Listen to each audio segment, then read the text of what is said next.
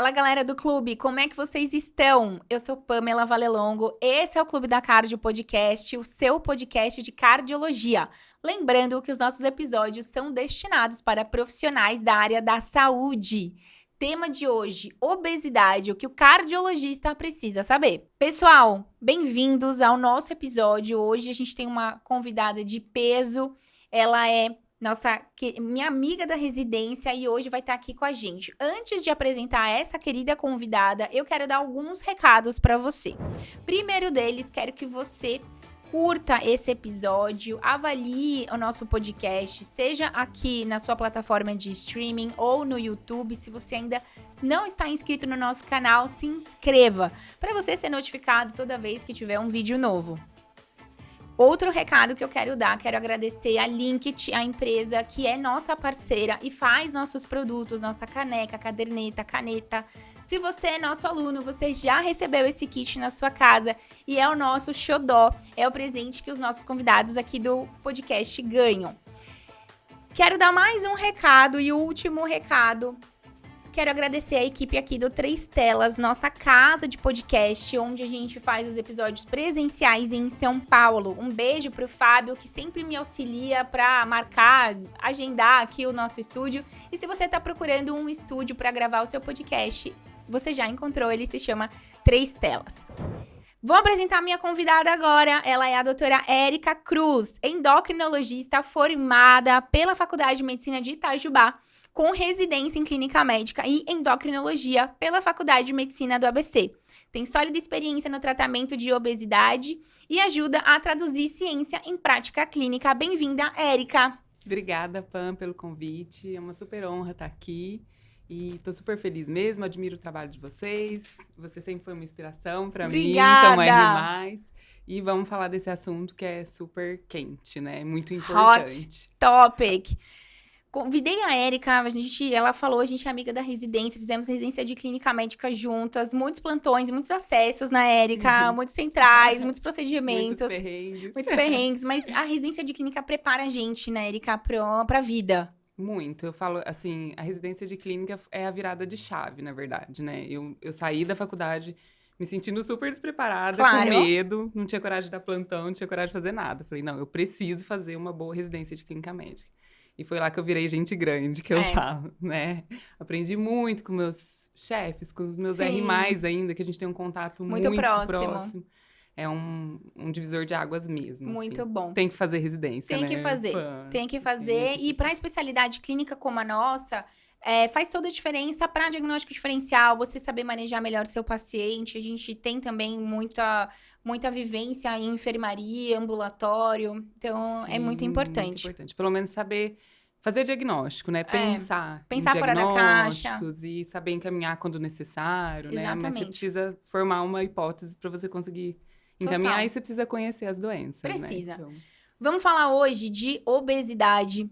Cada vez mais a gente entende o papel e as grandes transformações de tratamento dessa doença, antigamente estigmatizada, talvez ainda hoje estigmatizada, mas eu acho que a ciência e os médicos buscam cada vez mais trazer luz para a gente entender a cronicidade da doença e todas as possibilidades novas de tratamento que têm surgido, né, Érica?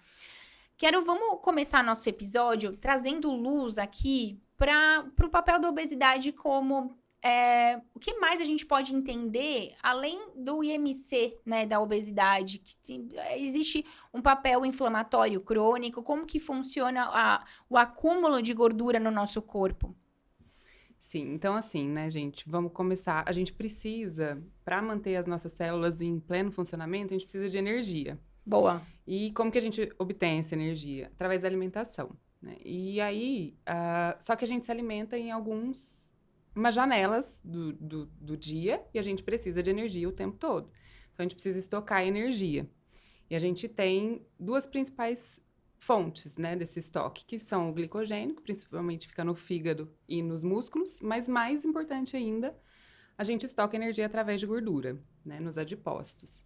E aí, quando por algum motivo a gente começa a adquirir uma quantidade extra de calorias, que ultrapassa a capacidade de armazenamento da gordura, essa gordura acaba se depositando em áreas, em regiões, em tecidos, em órgãos que não era Pra tá ali. para estar ali. E é isso que...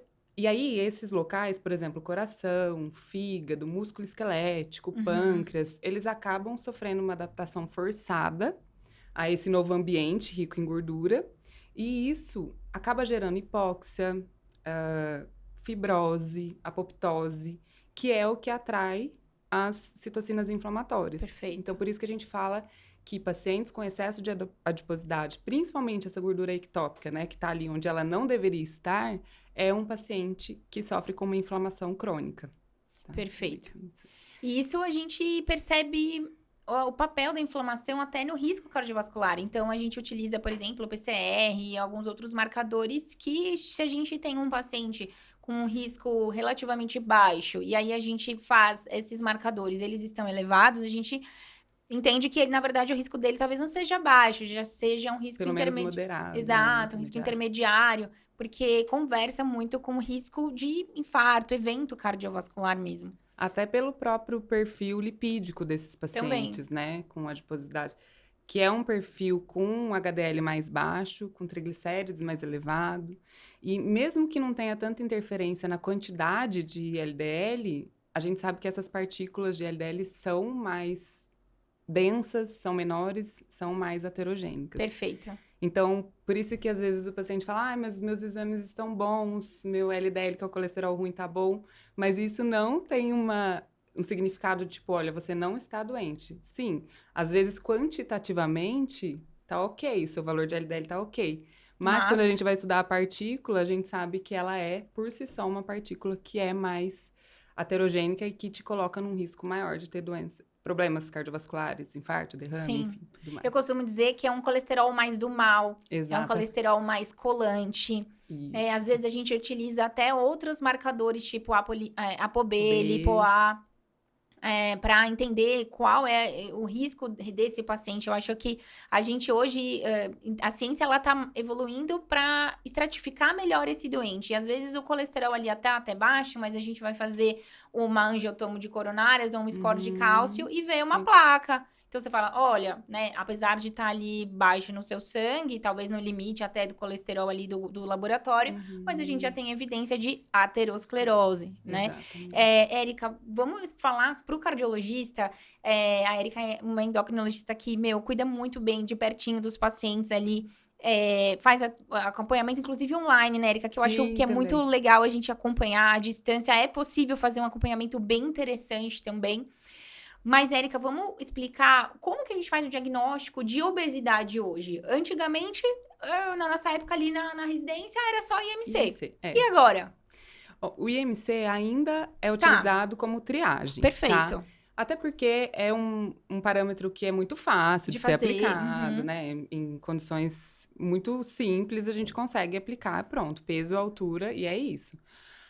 Agora, isso, assim, pode tanto subestimar quanto superestimar, de fato, o diagnóstico de obesidade. Perfeito. E hoje a gente fala muito mais em uma adiposidade excessiva, e a gente sabe que tem parâmetros que são muito mais relevantes do que o IMC por si só. Ele é um a mais, né?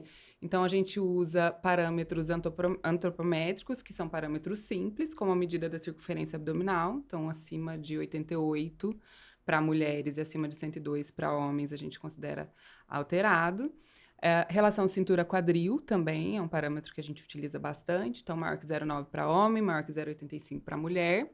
E a relação cintura-altura, maior que 0,5 para ambos os sexos. Então, a gente usa o IMC como um dos parâmetros, mais uma medida antropométrica alterada, ou duas alteradas, ou ainda a gente utiliza DEXA, né, densitometria de corpo inteiro, que é o padrão ouro, ou bioimpedância, que é uma coisa que a gente tem no consultório e que a gente consegue estimar com uma precisão maior percentual de gordura corporal, massa muscular, enfim. Só que isso não é uma coisa que está tão amplamente disponível, mas você vê que não é tão mais difícil a gente se aprofundar no diagnóstico de obesidade quando a gente fala que a gente precisa de uma fita métrica, além da balança. Sim. Entendeu? Então, e aí a gente tem hoje também, recentemente, né, teve um trabalho que fala de obesidade clínica e pré-clínica. Boa, isso é muito relevante, Érica. Sim, porque, assim, isso tem até algumas controvérsias, né? Porque obesidade por si só, a gente entende que é uma doença, né? Uhum. Mas será que ela já está levando repercussão no sentido de disfunção orgânica, de incapacidade, ou não? Então, se ela não está levando a essas alterações ainda, mas já tem uma adiposidade aumentada, a gente fala em obesidade pré-clínica. Quando já tem consequências mais palpáveis Uhum. desse excesso de adiposidade, a gente fala em obesidade clínica, por exemplo. O paciente que já tem diabetes, que tem síndrome da apneia obstrutiva do sono, osteoartrite, hipertensão, todas as outras condições que são advindas. Mas, assim, só de o paciente ter uma obesidade pré-clínica já diz que ele tem um risco muito maior de evoluir para a obesidade clínica. Então, eu acho que isso trouxe mais... um olhar mais atento para o Eu paciente, acho que é uma né? oportunidade, você não acha? De um Exato. tratamento.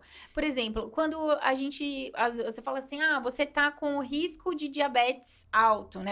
Você tá com o tal do pré-diabetes, a resistência insulínica. Não é que não existe nada. Eu gosto de explicar pra eles, lembra do pré-diabetes? Então, não é que existe algo já. Mas se a gente não fizer nada, a grande chance é isso evoluir para uma doença mais grave. Exatamente. Mas a doença metabólica tá ali. Exato. Eu acho que isso tem um poder, principalmente na hora de você explicar para o paciente. Porque, assim, você vai intervir de qualquer forma. Boa. Seja obesidade pré-clínica, seja obesidade clínica, a gente vai intervir. Mas eu acho que o poder de falar para ele, olha, você já tem repercussão, então você está sob um risco muito alto de ter repercussão.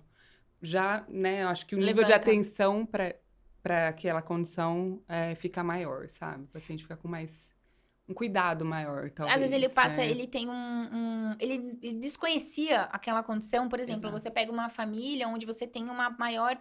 a família com a população ali mais obesa mesmo. Sobrepeso e obesidade. Muitas vezes são familiares, né, Érica? A gente depois vai conversar um pouco disso.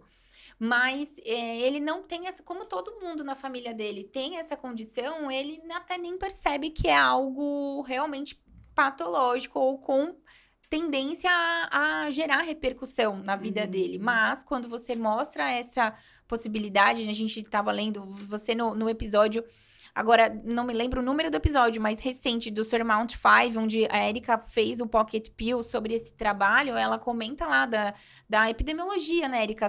A gente tem aí mais previsto para ter no mundo mais de 1 bilhão de adultos com obesidade. E no Brasil, a gente conta mais ou menos com um registro de 60% da população adulta com sobrepeso e 25% com obesidade. Então, é uma janela de oportunidade para mostrar para o paciente e começar esse processo, porque eu acho eu vou querer saber muito da sua experiência no tratamento da obesidade, diferente muitas vezes vou citar aqui cardiológica, hipertensão. Você faz um mapa, tem pressão alta, começa o remédio. A obesidade, eu acredito que ela traz uma série de outras questões comportamentais, culturais, de preconceito, que precisam de um acolhimento, de um convencimento. Não é? Com certeza. E até a própria estigmatização, né? Então, tem muita questão da gordofobia e uma linha muito contra isso, de você aceitar o seu corpo como ele é e tal. Isso é importante, mas a gente também tem que olhar para o lado de que, olha, é legal que você tenha uma boa aceitação, isso é importante, mas você precisa saber que isso te coloca em risco de ter complicações, né? Independente da questão estética ou não. Isso é muito importante a gente ter esse olhar também. E só complementando, Pan, que você estava falando da epidemiologia e tal, uma coisa que chama muita atenção é que, realmente, em adultos, nas últimas 3 décadas, dobrou o número de pacientes com excesso de peso. Mas em crianças e adolescentes, quadruplicou. E a gente sabe que crianças e adolescentes com obesidade têm uma chance muito maior de se tornarem adultos com obesidade.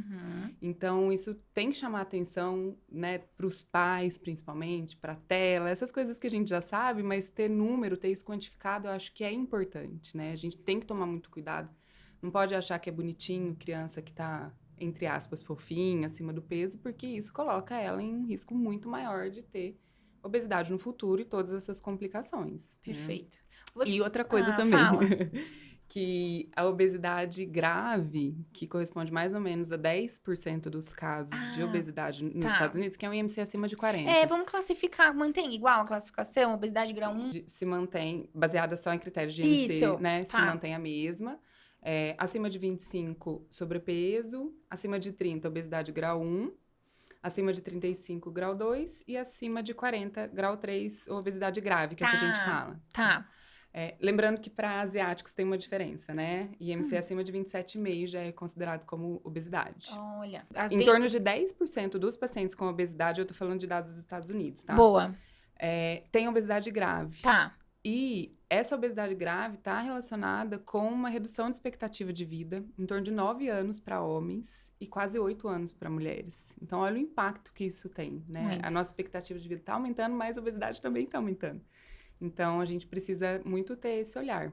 Muito bom. E, Érica, você acha essa questão familiar, por exemplo, existe um componente comportamental e existe um componente cultural ali, né, da família. Isso. E hoje eu acho que cada vez mais tem se falado da parte de polimorfismo, da parte genética. Queria que você comentasse um pouco sobre isso. Sim.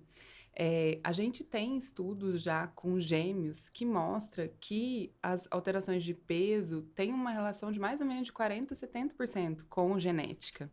Então, tem pessoas que têm uma propensão muito grande para ter obesidade e tem pessoas que são extremamente protegidas contra o desenvolvimento de obesidade. Então, esse fator genético é muito importante, fator ambiental extremamente importante. É uma relação muito complexa, né? Hoje a gente tem medicações que também influenciam nisso, no ganho de peso. Tem questões emocionais e tem questões que a gente não sabe ainda, né? Tem muita coisa para descobrir. Tem muita coisa para descobrir. E quando essa coisa que você falou de ser protegido, muita gente é protegida, né? Tá protegida e outros sob muito maior risco de obesidade, porque existe um grande preconceito no consultório de quando a gente ouve o relato da pessoa diversas vezes e a gente é acostumado na nossa medicina a duvidar. Nesse lugar de escuta do paciente, a gente é acostumado a duvidar do doente. Quando ele conta o que ele come e ele diz para você, olha, essa é a minha dieta e eu estou ainda assim ganhando peso ou ainda assim não consigo emagrecer. A gente foi ensinado, eu acho que a geração de hoje tem melhorado esse aspecto, pelo contrário, ao invés de duvidar do doente, acreditar no doente. Realmente, esse relato, pelo que você acabou de comentar, 40% a 70% está relacionado à genética. E é por isso que é muito importante essa escuta e essa conversa, né? Porque, primeiro, você vai perguntar como que é a história do ganho de peso e às vezes você vai ver, desde que eu me entendo por gente, eu luto contra a balança. E é muito importante outra pergunta também, que nem sempre é feita, como que são as pessoas que moram com você? Tem alguém acima do peso? Ou na sua família, tem alguém acima do peso? Porque muitas vezes você vai ver, principalmente esses casos de obesidade, desde a infância e tal. Minha irmã fez cirurgia bariátrica, minha mãe também, meu pai tá acima do peso. Então, assim, você vai ver que realmente faz sentido essa questão genética, ela tem um peso muito grande. E antes, né, os pacientes eram vistos, é falta de força de vontade. Nossa. E hoje a gente sabe, né, hoje não, já tem um certo tempo. Algum tempo, mas eu acho que hoje tá em voga. Tá em voga, E aí, só uma coisa que você comentou desse negócio de, eu me alimento bem, faço tudo conforme mando, figurino e tal. Um momento da vida que a gente vê muito isso para mulheres é na transição menopausal. Olha, Érica, eu faço tudo, exatamente. Na verdade, eu tô até me cuidando melhor do que antes e ganho peso. Por que isso acontece, né? Então, a gente sabe que as transformações hormonais da menopausa, elas são muito importantes. É muito difícil ser mulher, Érica. É muito difícil. E a Érica fala bastante disso no Instagram, acompanho. Você fala bastante, estuda bastante a menopausa, né, Érica? Sim, e essa obesidade visceral, principalmente, né? E ainda as mulheres, nessa fase, já tem um risco cardiovascular maior, né? O Sim, é verdade, lipídico muda. se altera, a gente vê assim, uma mulher que nunca teve colesterol alto, chega Agora tem. com LDL lá na lua, com essa adiposidade central, então é um momento super delicado e é importante que as pessoas saibam disso, né, que olha, não é culpa sua, sei que você tá se esforçando, sei que você tá se cuidando, mas tem questões hormonais que a gente precisa muitas vezes de auxílios Auxílio extra. para fazer terapia de reposição, né, Érica? E Ou medicação para medicação. tratamento mesmo do excesso de peso. Você comentou a avaliação ao início no consultório. Porque eu acho que é interessante pontuar isso, porque o cardiologista dificilmente ele recebe um paciente cuja queixa principal seja emagrecer. Exato. Já faz parte do seu perfil de pacientes. Uhum. Porque o paciente que ele chega com ele já tem consciência do problema e ele tá querendo mudar, ele tá querendo atuar para mudar.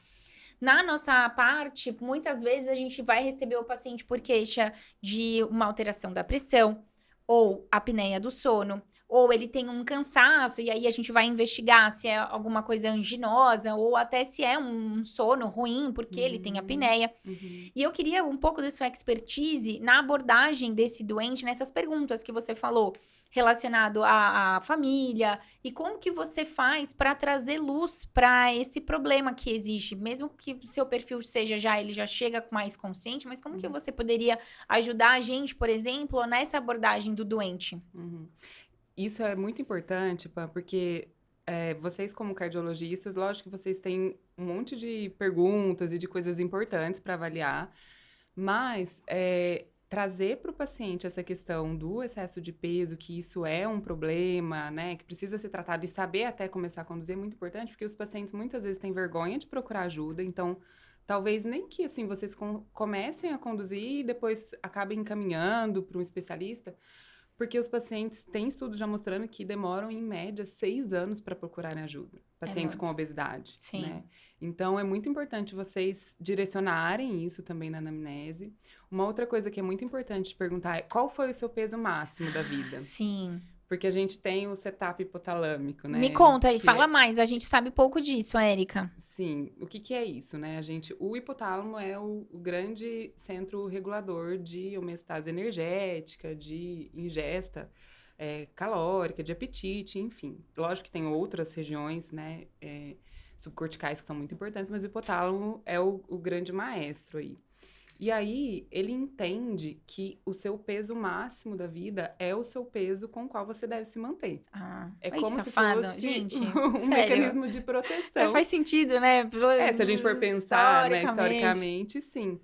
Mas por isso que é muito importante você fazer essa pergunta para avaliar, olha, esse paciente, ele tende sempre a nadar contra a correnteza. Então, ele vai perder peso, o apetite dele vai aumentar, o gasto calórico vai diminuir. A gente tem dados mostrando que para cada quilo perdido, o apetite aumenta em cerca de 100 calorias e o gasto energético diminui mais ou menos em termos Muita de coisa 30. tá fazendo sentido agora. Então, exato. Então, por isso que, assim, a gente... E, mais uma vez, eu volto. Cuidado com crianças e adolescentes. Tá. Porque esse setup hipotalâmico, ele não perdoa. E ele sempre vai tentar te puxar pro seu máximo de peso. E ele não perdoa se é sua vida adulta. E depois sua vida adulta. Não, é tipo da vida. Exato, tá. É da vida. Então, intervenção quanto antes, sempre. Isso é uma coisa que eu quero que você fale pra nós. Intervenção o quanto antes. Diversas vezes eu me lembro de ler nos prontuários da residência Oriento MEV. Oriento MEV, mudança de estilo de vida. Gente, e aí, agora, há ainda espaço para primeiro orientar a MEV e depois introduzir tratamento ou não? Não, a gente tem cada vez mais evidência, e não só de estudos, de vida prática mesmo. Tá. Gente, quando o paciente te procura, ele já está tentando fazer tudo o que é possível. Mesmo que ele não esteja conseguindo, ele sabe. Porque eles sabem mesmo que precisa fazer exercício físico. Exato. Que tem que ser exercício no mínimo 3 vezes na semana, ou intenso, ou então um exercício moderado 5 vezes na semana. Eles sabem disso. Eles sabem quais alimentos que são mais calóricos, né? Isso é muito... O difundido hoje em dia, não é uma grande... uma área cinzenta que ninguém conhece. Não, isso tá em tudo quanto é lugar. E cada vez mais a gente sabe que você está sendo omisso se você não, pelo menos, conversa com o paciente e fala para ele sobre a possibilidade de um tratamento medicamentoso logo de cara, né? Tá. Então, as medicações, muitas vezes, elas entram junto com o MEV.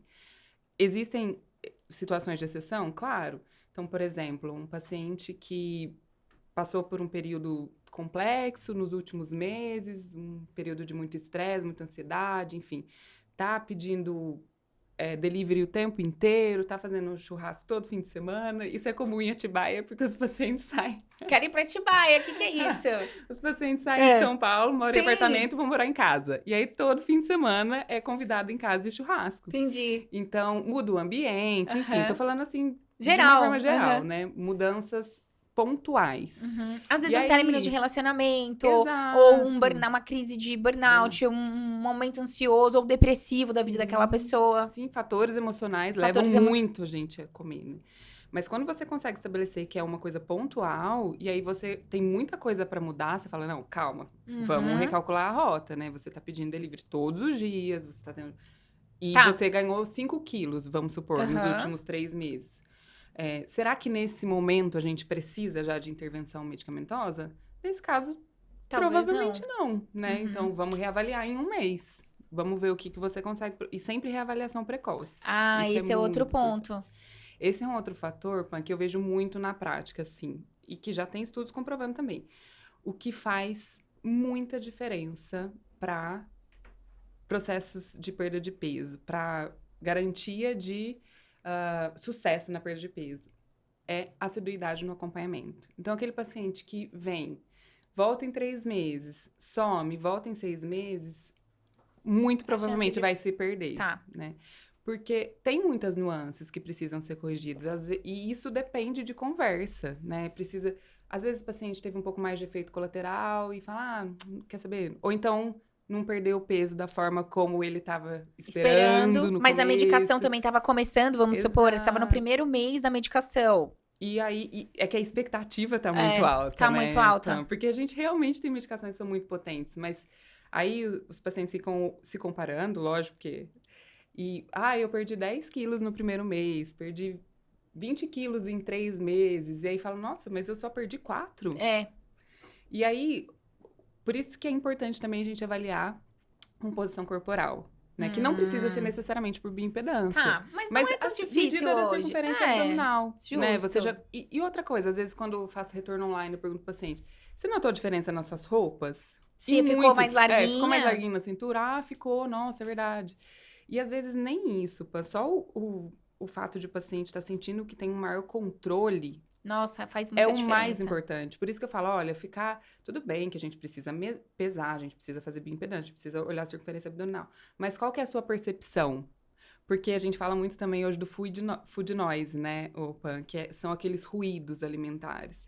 E que é um relato muito comum dos pacientes. Olha, eu penso em comida o tempo inteiro. Sim. Isso me atrapalha a concentrar. Isso me atrapalha a trabalhar. Eu acordo pensando no que eu vou comer. E aí eu como. E aí eu já tô pensando qual vai ser meu lanche da manhã. E depois o almoço. Sim.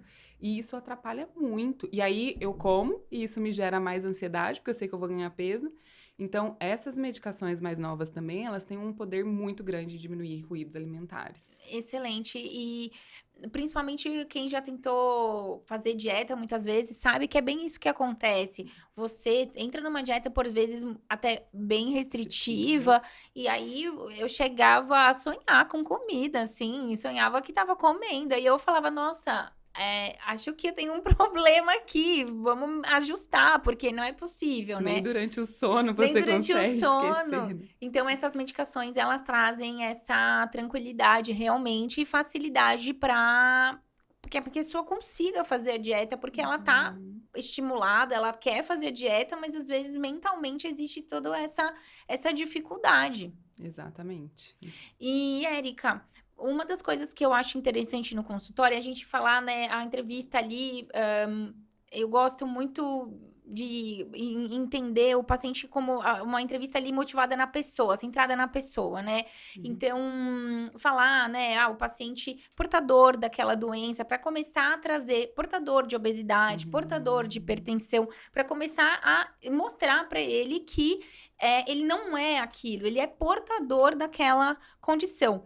Você acha que o discurso, nesse momento da consulta, às vezes até com entrevista motivacional, que é uma técnica, né, utilizada, você acha que faz diferença?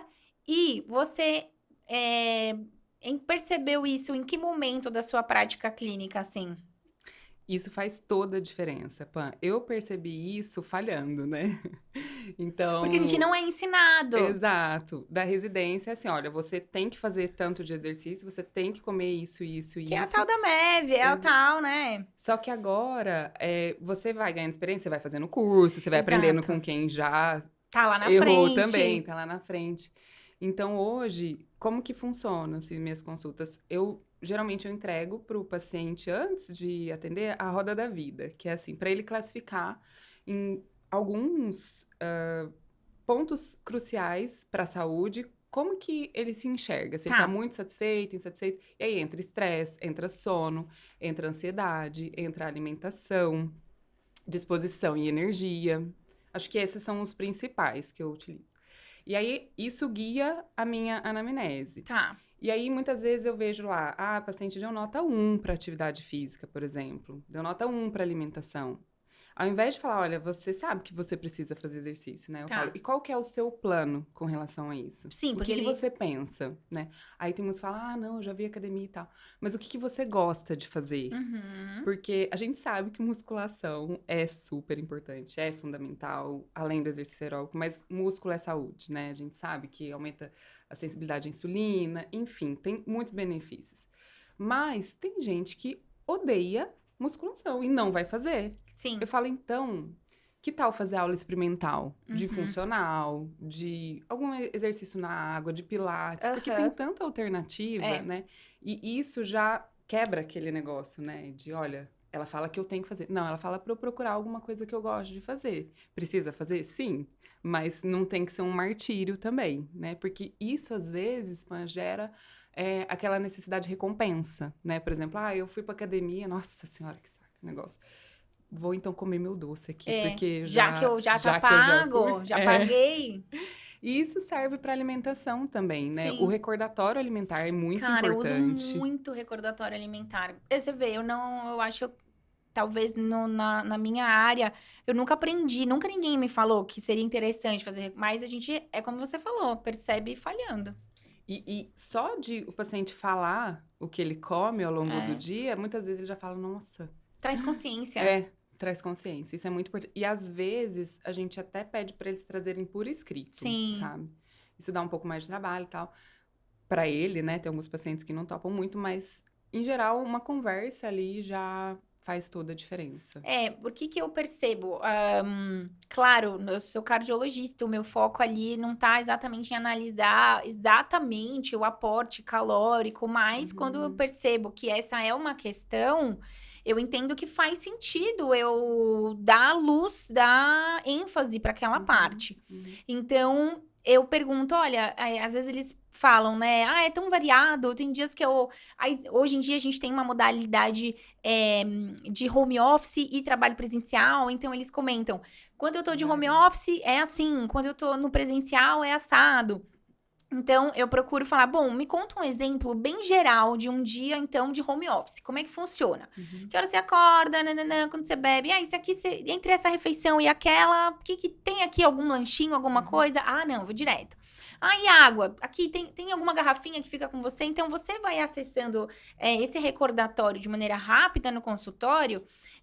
Eu acredito que em torno de 10 minutos seja super factível para você entender mais ou menos o tipo de alimentação que essa pessoa tem, porque se você está diante, às vezes, de um padrão mais de um MC elevado, uma adiposidade relevante, e você encontra no recordatório momentos ali de uma alimentação até balanceada, você fala, poxa, será que não tem algo a mais? Será que não tem um metabolismo ali muito lentificado?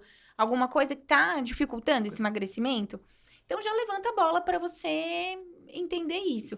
E quando eu entendo que existe uma dificuldade de percepção entre os alimentos, aí eu utilizo o recordatório escrito. Exatamente, certíssimo, é isso. É isso? Porque aí a pessoa consegue perceber uma dieta muito característica que eu me lembro de uma paciente, ela comia muito pão de queijo ao longo do dia.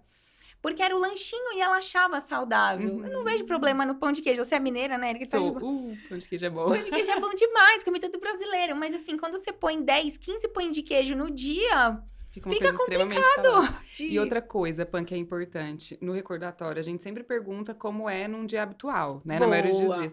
Mas o fim de semana é muito Esse importante. daí.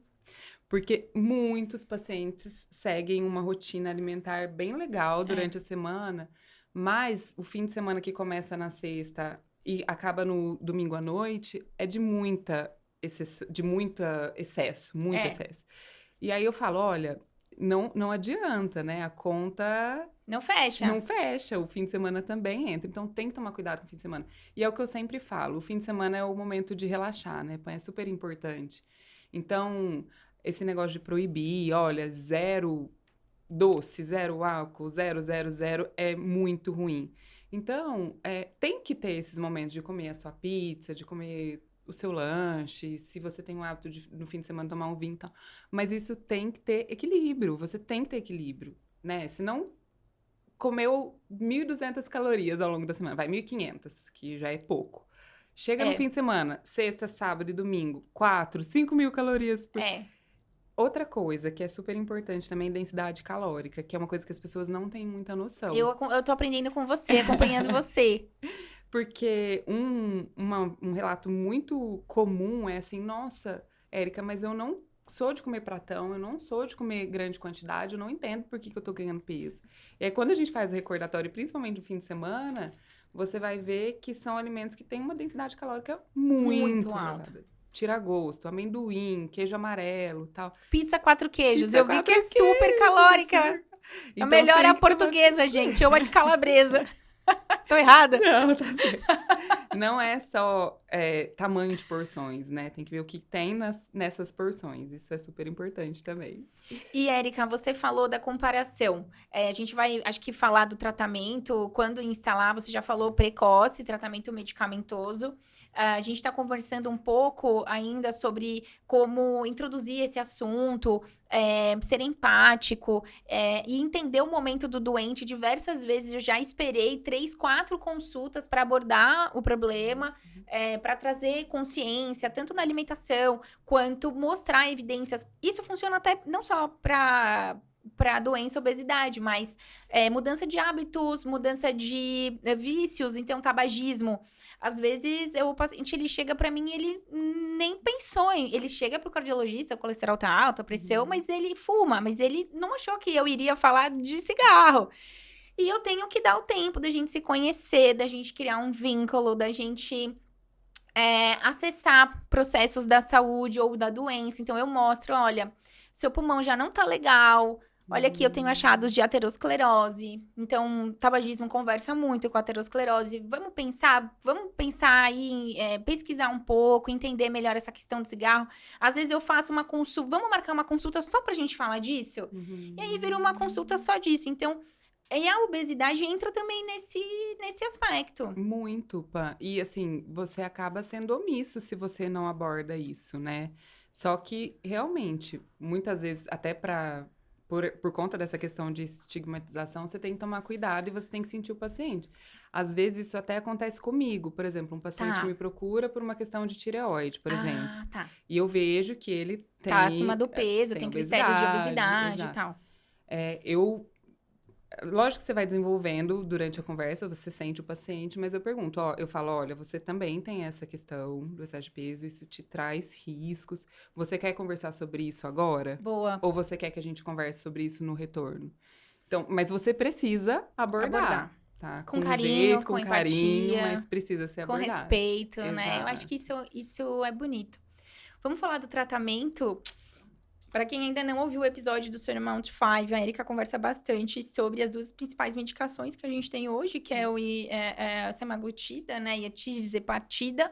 E, Érica, eu acho que você também é legal. Antes, você fez endócrino e essas medicações não existiam, ou elas não estavam aqui no Brasil ainda. Não, ainda tinha na minha época, era o Victoza, o Saxenda, né? Que é a liraglutida. Tá, ele já tava... Aí, mais pro finalzinho que entrou a semaglutida. Então... Mas conta pro pessoal a sua experiência como especialista vivendo essa transformação, que você falou bastante no episódio, no Pocket Sim. Pill, mas é bonito de ver, né? Muito. Eu falo, assim, na minha época de residência, ainda mais, né, a gente trabalhava exclusivamente com pacientes do SUS. O que a gente tinha à disposição era a sibutramina, Uhum. de on-label mesmo, sibutramina ou Orlistat, Tá. praticamente. E alguns pacientes com liraglutida. E era muito frustrante, porque, assim, a gente tinha uma dificuldade imensa de mandar os pacientes, de encaminhar os pacientes para cirurgia bariátrica. Tá. Então, aqueles pacientes que chegavam com obesidade grave ou uma obesidade grau 2, assim, a gente sabia que seria muito difícil ele atingir uma perda de peso satisfatória para melhorar a qualidade de vida e comorbidades. Qual é essa porcentagem, Érica? Aqui Com as medicações antigas? Ó, quando a gente fala de sibutramina, num cenário bom, favorável, perdas de 10% muito do bom. peso corporal. Tá? Um cenário muito Pacientes bom, muito favorável. bom respondedores. Tá. E Orlistat é uma coisa, assim, quase que irrisória, né? Sim. Então, Nem e ainda não era uma medicação tão barata. Tá. Então, acabava que não compensava. Raros casos a gente prescrevia. Então, a gente ficava muito frustrado. A gente falava, poxa, a gente não pode encaminhar esse paciente. Pode até tentar encaminhar, mas ele não vai conseguir ser submetido a uma cirurgia bariátrica. A gente não vai alcançar, muito provavelmente, a perda de peso que ele precisa para ter benefício. Então, a gente via, assim, o paciente ia, voltava, perdia um pouco. Aí tinha efeito colateral com sibutramina, né? Graves efeitos na Érica. Sim. Então, assim, pacientes de alto risco cardiovascular já não poderiam usar. Exato. Então, Já começa daí. Começa daí. Pacientes com questões emocionais também, porque dá uma acelerada, aumenta a irritabilidade, aumenta a pressão arterial. Então, a gente ficava, assim, muito restrito. E aí, a gente foi vivendo esse boom e hoje, assim, a gente vê que os pacientes ganham muito em qualidade de vida, porque a gente consegue atingir perdas de peso de 20%. É lógico que, populacionalmente falando, vai com semaglutida 2,4, 15%. Tá. Teve agora o estudo Step Up, né? Com sema 7,2 miligramas, que aí sim a perda de peso chegou a mais de 20%, sem aumentar o efeito colateral. Mas falando do que a gente tem, por enquanto. Atualmente. Então, sema 2,4. Os pacientes, eles ficam impressionados com a perda de peso que eles têm. Sim. Então, essa transformação, assim... E hoje a gente saber que a gente pode oferecer uma medicação que a gente sabe que vai funcionar, né? Que não vai ser... é muito diferente, né? É muito diferente. Você vai confiante, né? Porque via de regra funciona. Sim. Lógico que existem não respondedores, mas é muito raro. Tá. Assim. Vamos falar deles agora. Chegou o momento. Eu sei que você tá aqui ansioso pra isso. Vamos falar das medicações, Érica. Semaglutida, tirzepatida atualmente, né? E as associações que a gente pode fazer de outras medicações com ela. Fique à vontade pra você falar delas aqui como você bem preferir. Tá. Então, começando da SEMA, né? Que é um análogo de GLP-1. Então, a ação principalmente a nível central, hipotalâmico, controle do apetite, e também de trato gastrointestinal, retarda esvaziamento gástrico, comida fica ali mais tempo, então aumenta esse poder de saciedade. Uma medicação muito segura, muito bem tolerada, via de regra. A gente começa... Você quer que eu fale doses, essas coisas também? Isso, porque eu acho que eu tenho acesso a endocrinologistas excelentes para estar comigo no tratamento, mas eu tenho colegas que não têm esse endócrino de fácil acesso e, por vezes, ele vai ter que começar essa medicação. Então, assim, dicas práticas, né, de consultório. Eu sempre começo porque a gente tem algumas apresentações do IGOV. Certo. E aí, compensa mais financeiramente você comprar canetas que têm uma dosagem maior. Só que também começar com a caneta de 2,4 para os pacientes, às vezes pode ser meio um tiro no pé. Porque vai que, né, o investimento é alto. Vai que ele tem algum efeito colateral, ou não responde muito bem. Então, eu geralmente começo com a caneta de 1 miligrama. Gosto também. Acho ótimo. E aí, a gente titula a dose conforme bula mesmo, né? Então, 0,25 miligramas nas primeiras semanas, que são os 19 cliques. Nada de ficar inventando, pessoal. Não precisa, tem estudo, é semanal. Exato. Tem tudo de bom. Às vezes, o que acontece, só um parênteses, um adendo. Tem alguns pacientes que sentem que lá pelo 5º dia, mais ou menos, dá uma baixada. Diminuída. Dá uma diminuída. A gente ainda não tem estudos Tá. com redução de intervalos, mas já ouvi de professores com bastante experiência e eu, na minha prática, tenho utilizado, Tá. às vezes, um intervalo um pouco pouquinho menor. Tá bom. 5 dias e vai muito bem. Legal. Tá? Mas, via de regra, a cada 7 dias. Então, começa com os 19 cliques, 0,25 miligramas e aumenta, a princípio, a partir de 4 semanas. Boa. Né? Para os 38 cliques, que são 0,5. Só que nesse meio tempo, geralmente, eu gosto de reavaliar. Tá? Ótimo. E qual que é o principal termômetro pra gente? É a percepção de saciedade, né? Então, tem pacientes que com a dose mais baixa já ficam bem, mas a tendência é que a gente vá precisando aumentar a dose. Mas tem pacientes que com essa dose inicial não sentem tanta diferença. Tá. Então, às vezes a gente antecipa um pouquinho ou atrasa Tipo, um pra pouquinho 3 semanas, pra 3 semanas. ou você deixa pra... o cara evoluiu, ele sentiu muito, vamos daí pra 5. Exato, tá? Aí nem é peso em tanto mais que você usa, é mais a percepção da saciedade do paciente. Tá, Exato. legal. E aí, uma coisa que é importante também, que a gente vê na prática e que os estudos mostram, é que a gente sempre tenta progredir dose, Claro. tá? A depender, lógico, de efeitos colaterais, mas tem até um estudo que mostrou, por exemplo, comparou sema 1 miligrama com 2,4. E a tendência de platô é muito maior e muito mais precoce quando a gente fala de sema 1 miligrama, e a gente tem um salto muito grande quando a gente Doses evolui para maiores. 2,4, É. né? Com uma redução de ingesta calórica chegando próxima de 50% com dose de 2,4 de É semaglutida. muito, gente. É Quando você muito. fala... Porque fazer uma dieta dessa, Érica, é beira o impossível, né? Sem auxílio de Exatamente, medicação. Sem auxílio de medicação. Então, sempre tentar progredir dose. Aí, falando da tirzepatida, né? Que ainda é uma medicação que a gente tem um pouco menos de experiência, porque chegou muito recentemente. E um grande empecilho que eu acho ainda para o uso da tirze é a falta de acesso, assim. Tá. Mesmo para quem tem condição financeira, chega na farmácia, acaba. Então, é um momento ainda delicado, assim, Tá. sabe? O paciente conseguir manter continuidade do tratamento. Mas é muito interessante porque essa associação, essa duplo agonismo, né? GLP-1 e GIP, é muito benéfico porque a gente tem evidências de que tem receptor para GIP no tecido adiposo, que não tem para GLP-1. Tá. E ele age de uma forma muito interessante, que é, nos momentos pós-prandiais, ele estoca triglicerídeo. Mas, em momentos de jejum, ele metaboliza, ele queima, como se ele promovesse uma queima de gordura. Então, como você tem o GLP-1, que muito provavelmente vai te fazer ter períodos mais longos de jejum, essa potência, né, para o GIP poder agir ali no tecido adiposo é maior. É muito benéfica. Então, por isso que a tirzepatida, quando a gente compara com a sema, tem um potencial maior de perda de peso. E também tem uma questão de redução de efeitos colaterais, assim, isso tem de estudos e tem de evidência. Parece que o GIP tem uma ação no centro de náusea também, cerebral, que é uma leva a coisa uma redução, que é uma coisa que pesa um pouco para alguns pacientes, que a gente contorna também com aumento gradual de dose. Tem paciente que precisa de subdose, por exemplo. Tá. E essa é uma desvantagem da tirzepatida também, no Brasil. Porque o que vieram são as canetas já com maiores. Dose pré-determinada. Então, não tem como fazer os cliques que a gente faz com a sema. Ah, tá. Entendeu? Então, é uma dose por caneta. Então, é 2,5 a 2,5. Não tem como você regular, Tá. né? 2,5 e 5. E ainda a gente não tem as canetas com doses maiores aqui. Ainda, tá. De 5 e 10 miligramas, deve chegar até o final do ano. Tá. E vamos falar dos efeitos colaterais. Primeiro da sema. E como contorná-los, porque eu também já vi alguns erros do tipo, a pessoa prescreve a sema, mas Depois não sabe.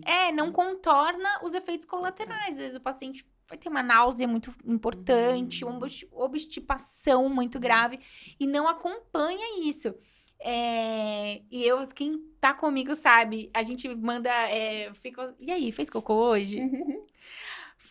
Fiz cocô. Meu, confete, sabe? Figurinha de alegria. Então, é uma alegria, assim. E a gente acompanha mesmo, porque eu fico muito preocupada com isso. Vamos falar para os nossos ouvintes os principais efeitos colaterais e como contorná-los. Só uma coisa antes, que Boa. você me perguntou de associação. E eu esqueci de falar da naltrexona com bupropiona. Tá, boa. Que também é uma medicação que é aprovada para tratamento de obesidade e que cai muito bem em associação com o Wegovy, por exemplo, é o que eu tenho mais experiência no momento. E aí, eu tô falando principalmente de pacientes que têm muito comer emocional e o craving, né? O desejo específico por algum alimento, principalmente para doce. Você falou craving, eu pensei um bolinho, um docinho, um brigadeiro. Seria candidata se tivesse com... Não, totalmente. É que eu ainda tô amamentando, mas calma aí. Então. Mas, então, essa associação é bem-vinda, os pacientes têm benefício, tá? Tá. Então, mas nessa situação, assim... Mas fala quando que você... A gente até já conversou disso, né? Eu tiro muitas dúvidas com a Érica. Quando que você associa algumas linhas de tratamento... Érica, falam, já vi assim, né, pacientes com diversas medicações logo de cara, então, e outras já falam, vamos introduzir, se tem resposta, observa, vê efeito colateral, adiciona outra, como é que na sua prática você faz e o que é que você vê nos congressos, grandes professores e tal? Geralmente eu não entro com mais de uma medicação por vez, até por conta de efeitos colaterais mesmo, né, às vezes a gente não sabe o que é do que, e como... A minha proposta é sempre rever o paciente logo, acho que não tem essa necessidade, né? Perfeito. Então, aí tem que adequar... O que a pessoa vai fazer, né? Mas até pensando nisso, né? Se você não vai conseguir ver o paciente logo, como que você vai introduzir um monte de medicação de uma vez? Então, eu geralmente entro com uma medicação e aí tudo vai depender da conversa, né? Você reavalia. Então, esse perfil, por exemplo, que eu te falei, de paciente que fala, olha, reduziu muito meu apetite, eu tô sentindo um controle... muito maior do que eu sentia antes, mas ainda o doce pega. Ou então, quando eu tô muito ansiosa, eu acabo descontando na comida. Às vezes até passo mal depois, mas eu consigo comer uma quantidade maior. É nesse momento, assim... Também tem a questão de progressão de perda de peso, né? Mas mais importante é esse julgamento a partir da percepção do paciente. Quando você vai associar uma medicação. Às vezes, paciente que tem um perfil extremamente ansioso. Tá bom. A gente associa medicações que são off-label, né? A boa e velha fluoxetina, sertralina. Mais pra agir nesse componente de ansiedade. Tratar o componente base ali. Exato. Existe um comportamento ansioso que potencializa os beliscos e tal. Então, são mais essas associações. Aí, o Orlistat, ele até tem uma vantagem para pacientes que estão em uso de análogos de GLP-1, que é a questão intestinal, né? Que ajuda a funcionar o intestino. Muito bom. Muito dependente aí do consumo de gordura. Então, são basicamente essas associações. Tem uma outra medicação off-label também, que é o topiramato. Que nos pacientes que têm o comer noturno ou... esse desejo também maior por doce. Paciente que às vezes já tem enxaqueca, a gente acaba associando com um benefício... É a arte, né? E cai bem, sabe? Ou às vezes paciente que não tem uma boa condição, um poder aquisitivo para manter medicação, tratamento a longo prazo. Sibutramina com topiramato, às vezes cai bem. Então, né, acaba balançando. O topiramato dá mais uma... ajuda no sono, que a sibutramina pode atrapalhar um pouquinho. Então, você tem que... Vai jogando um pouquinho de cada um. Em relação ao naltrexone com a bup, o custo dele junto é uma formulação mais cara, né? Quando você vai comprar junto na farmácia. Existe alguma coisa que você faz na prática para melhorar essa questão do custo? De manipulação, sim. Qual que é a questão da manipulação, Pan? É o grau de confiança que você tem na farmácia. Então, geralmente, farmácias maiores, né? Que você já tem... Ou tem muito tempo ali, confiança, ou tem todos os pré-requisitos. Tudo bem. Isso ajuda bastante. Então, às vezes, eu faço isso. Tá? Eu acabo preferindo os de indústria farmacêutica. Mas, às vezes, para ajudar o paciente em alguma condição assim...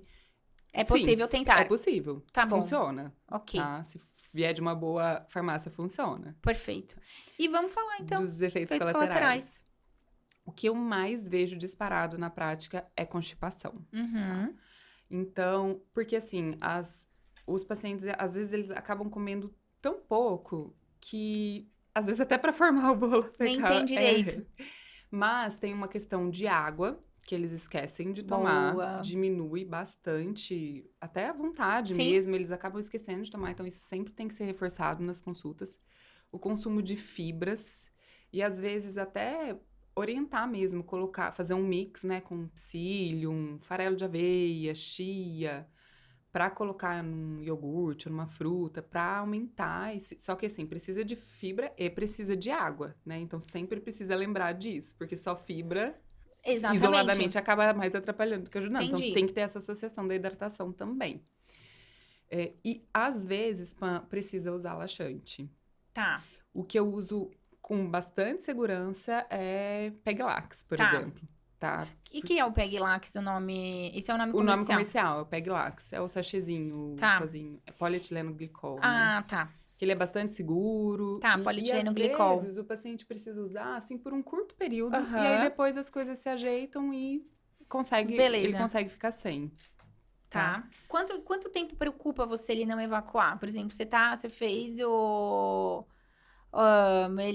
você orientou a fibra, orientou a água, fez o laxante e quanto tempo de obstipação que te preocupa? Fala, vamos ver, vamos fazer um toque ou vamos pro PS? Na verdade, é mais a percepção do paciente. Tá bom. Porque tem pacientes que já são cronicamente mais constipados e aí eles já têm um hábito intestinal que já é mais lento e aí eu pergunto sempre assim, olha, como que tá o intestino? Prendeu, tá?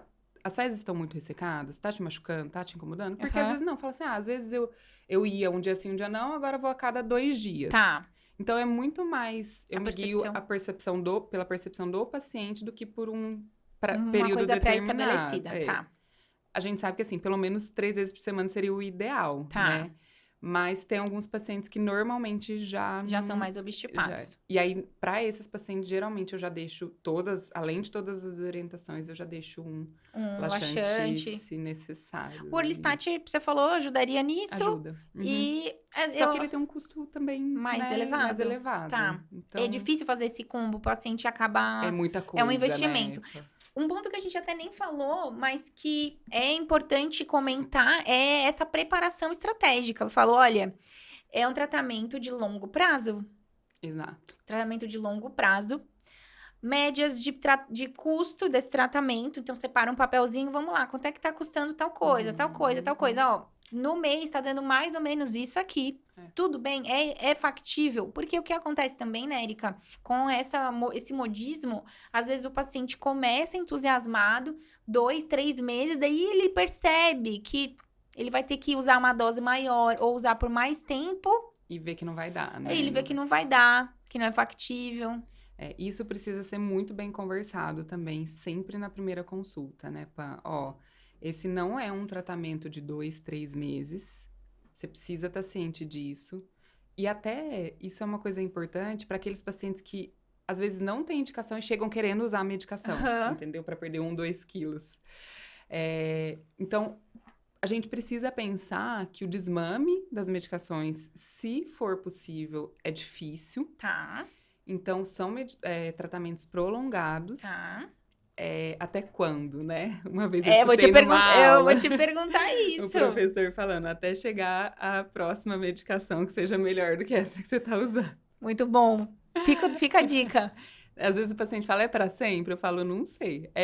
Por um prazo indeterminado. Pois é, porque é igual...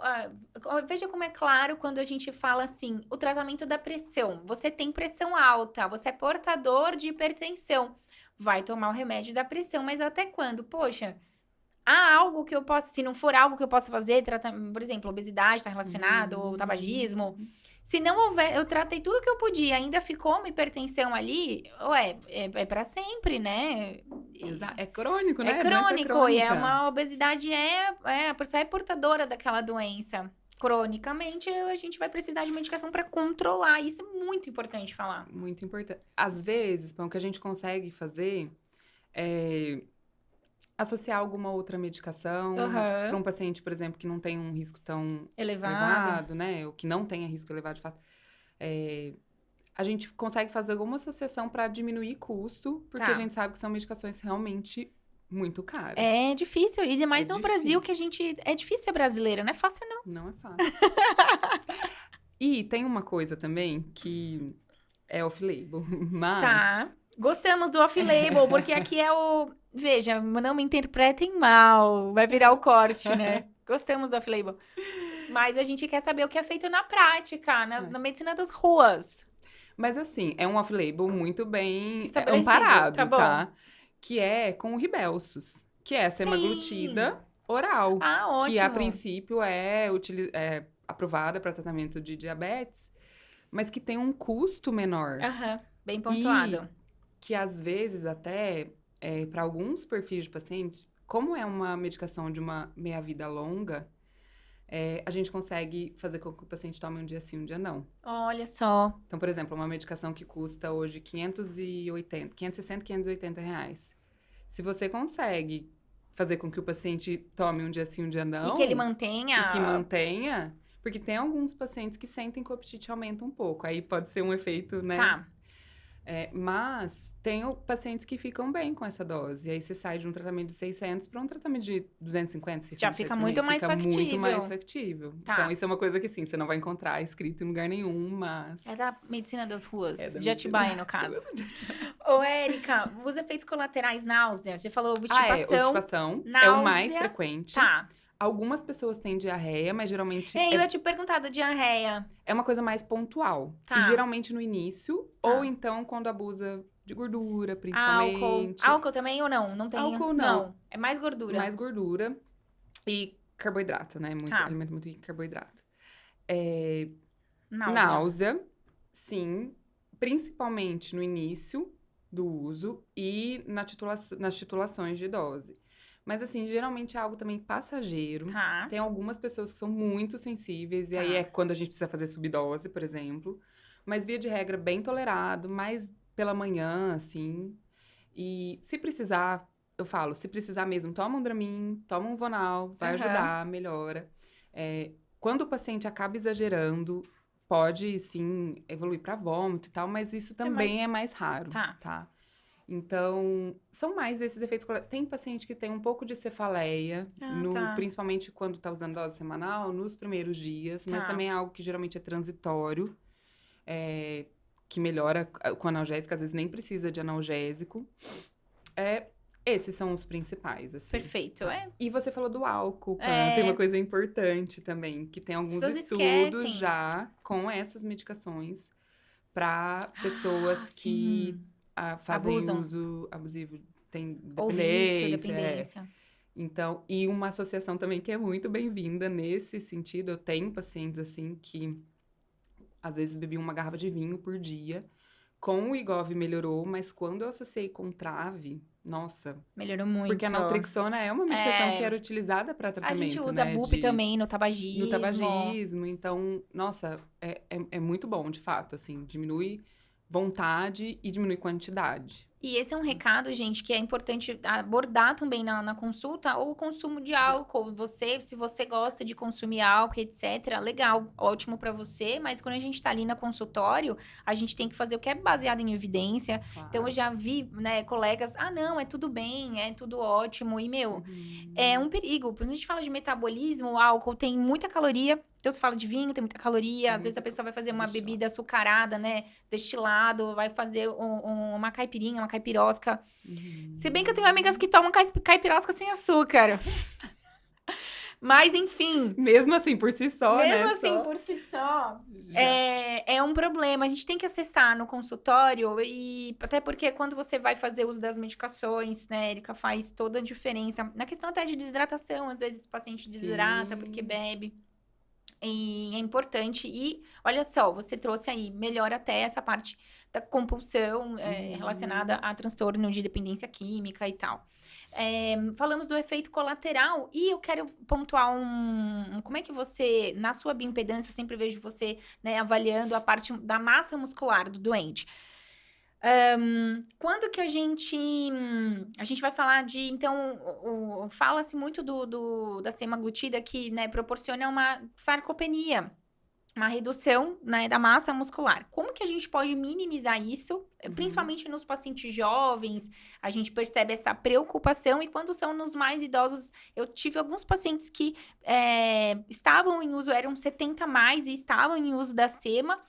E a gente se preocupa pela questão de sarcopenia, né, de saúde mesmo, risco de queda, etc. Como é que a gente pode minimizar? Primeira coisa, assim, essas medicações, elas levam a uma perda muito maior de massa gorda do que de massa muscular, tá? Então, Menos medo com isso. menos medo com isso.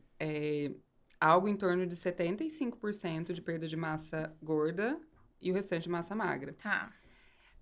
E até, só um adendo, teve um estudo que foi muito comentado agora no ADA, com uma medicação que é uma associação de semaglutida com bimagrumab. Vou até colar isso. E qual que foi o grande diferencial dessa associação? Tá. Uma perda muito maior de massa gorda do que de massa magra. Boa. Algo em mais de 90% De por massa esse gorda. efeito do bimagrumab em relação à massa magra, tá? Só esse é algo que ainda não está disponível, enfim, mas perspectivas ótimas. Legal. Então, Pan, o que eu sempre oriento o paciente? Tem que prestar muita atenção ao consumo de proteínas. Porque como diminui muito o apetite, às vezes o paciente vai lá, belisca alguma coisinha, né? Uma bolachinha ou uma fruta só e esquece da proteína. Então, eu falo sempre priorizar fibra e proteína. A gente precisa, pelo menos, em torno de 1,5 gramas de proteína por quilo por dia. E não é fácil atingir isso. Não. Ainda mais quando você tá com um pouquinho apetite, proteína vai demorar mais pra fazer digestão. Já dá mais saciedade. Então, tem que prestar muita atenção nisso. E aí, iogurte proteico, priorizar carnes pra quem come, né? E muitas vezes suplementar. Às vezes colocar... Com whey protein. No seu lanchinho, você ia tomar um iogurte só. Pô, põe um whey lá. Eu vejo você falar do whey sem sabor. Fala um pouquinho. Gente, sigam a Érica. @endócrino.ericacruz. Esse whey neutro, ele é muito bom, né? Qual que é a vantagem dele? Você pode usar em salgado e em doce. Então, às vezes, tem paciente que tem muito hábito de comer sopa à noite, por exemplo. Sim. E aí, é uma sopinha de legumes. Tem um pouquinho lá de frango ou de carne. Fala, então coloca o scoop de whey, porque você pelo menos está garantindo que o seu aporte, e sem mudar muito o sabor, tem um gostinho bem discreto, assim, sabe? Não é 100% neutro, mas não é nada. Claro. Ou então, vou fazer uma crepioca. Um ovo tem 6 gramas de proteína, mais ou menos. É pouco, se você for ver. Então, acrescenta um scoop de whey. Ou vou tomar meu iogurte com minha fruta. Já compra um iogurte proteico e acrescenta, de preferência natural, né? Sim. Tem que falar isso sempre. E acrescenta o whey, porque ainda mais, assim, mulheres que já não têm o hábito de comer tanta proteína, come um pedacinho só tem que priorizar, porque senão vai perder o combo para massa magra, exercício resistido e proteína, porque sem substrato não vai aumentar. E creatina também cai bem. Boa. Tá? Até para idosos também. Sim, creatina diária. Sim. Ô, Érica, esse é um ponto importantíssimo, tinha anotado aqui, né? Fazer exercícios. Eu sei que, às vezes, se a gente tá falando de um sobrepeso, obesidade grau 1, essa parte do iniciar exercício, às vezes, ela é mais fácil. Mas, quando a gente tá diante de uma obesidade mais importante, esse paciente, às vezes, ele tem dificuldade de mobilidade, da questão da dificuldade dele estar no ambiente da academia, que, vamos combinar, não é um ambiente super convidativo. Não, eu, diversas vezes, já me senti super mal na academia, assim... tem umas pessoas fortonas, assim, lá, olham pra você fala, meu filho, eu sou natural, para de olhar pra mim, sou normal. Mas existe isso, então a pessoa se sente mais fora, um peixe fora d'água mesmo, né? Sim. Como é que você faz pra introduzir, ou vamos imaginar, eu tô diante de um paciente sedentário, e eu preciso, a gente às vezes quer falar, vamos fazer um teste ergométrico, pra ver se esse paciente, gente... Tem que iniciar o movimento. Como é que a gente faz, Érica? Então, eu sempre oriento assim, você vai começar no seu limite, no seu ritmo. Que seja 10, 15 minutos por dia, né? E às vezes tem muito paciente, por exemplo, que mora lá e vem trabalhar em São Paulo. Então, pacientes que 3 dias na semana não conseguem. Pronto. Às vezes não vai ser o ideal, mas precisa começar a se mexer. Às vezes acrescentar no fim de semana, uma caminhada. E assim, às vezes... Os pacientes não conseguem começar tudo de uma vez. Às vezes não, muitas vezes. Na maioria das vezes. Na maioria das vezes. Então, tudo bem. A gente sabe que o cenário ideal é associar musculação com exercício aeróbico? Sim. Mas às vezes não é possível. Então, começa pelo menos a fazer uma caminhada, entendeu? Deixa de ser sedentário. E aí, na primeira semana, você vai fazer 10 minutos. na segunda você vai aumentar para 15, e assim vai, e até que ele vai começar a sentir os benefícios em sono, em bem-estar e tudo, e vai... Só que aí, quando tem a questão da mobilidade também, às vezes a gente tem que tomar cuidado, né? Tá. Porque as articulações ficam realmente muito É, sobrecarregadas, joelho, dependendo do tornozelo. joelho e tornozelo, principalmente. Então, o exercício na água é muito Ótimo. bem-vindo. Até para lipedema é uma boa exercício Porque na a pressão água, a pressão hidrostática. ajuda. Ou às vezes uma bicicleta ergométrica, ou mesmo andar de Entendi. bicicleta na rua. Então, assim, cada realidade é uma. Então, você tem que orientar que ele sim precisa fazer e que em algum momento ele deve chegar no ideal, mas que não necessariamente ele precisa dar todos os passos de uma vez, senão ele sai assustado e não vai fazer Ele não vai nada, fazer entendeu? nada. Eu costumo dividir também em passos, etapas. Vamos iniciar a medicação, retorno precoce, Sim. vai se ver em um mês. Agora a gente vai, esse próxima etapa, a gente vai focar em iniciar, a gente vai aumentar a medicação e a gente vai focar em buscar uma atividade que seja factível para você. Seja a caminhada, odeio caminhar. Tudo bem, tem outra coisa que a gente pode fazer? Dançar é uma opção, Sim. Pilates é uma opção. Já a gente, mulheres, mães, né, às vezes elas têm dificuldade do horário, tem que... Não, então vamos fazer em casa. O que a gente consegue fazer em casa? E aí a gente, cabe a nós. Eu quero trazer para você que tá ouvindo, que cabe a você, profissional, auxiliar esse paciente. Não é ele que tem que descobrir sozinho. Você é o expert ali. E cabe a você auxiliar nesse processo de descoberta, de procura, de busca, né? Então, eu acho que isso é muito Facilitar relevante. o caminho dele, né, também. Às vezes Facilitar. fala, olha, tem esse vídeo aqui no YouTube de 12 minutos, Vê se vou você te passar o gosta. link. Tenta, E né? assim, eu tenho algumas treinadoras, né, a gente universo feminino, mas tem treinadores masculinos também online que fazem um treino legal ali que você consegue fazer na sua casa para você começar num ambiente seguro, onde você tá confortável. Melhor coisa para esse paciente às Exatamente. vezes, até ele se sentir bem dele ir num outro ambiente ou separar um tempo para fazer isso, se matricular em alguma academia, enfim. É muito relevante. Falamos dos efeitos colaterais, falamos de sarcopenia e um pouco desmistificando também isso.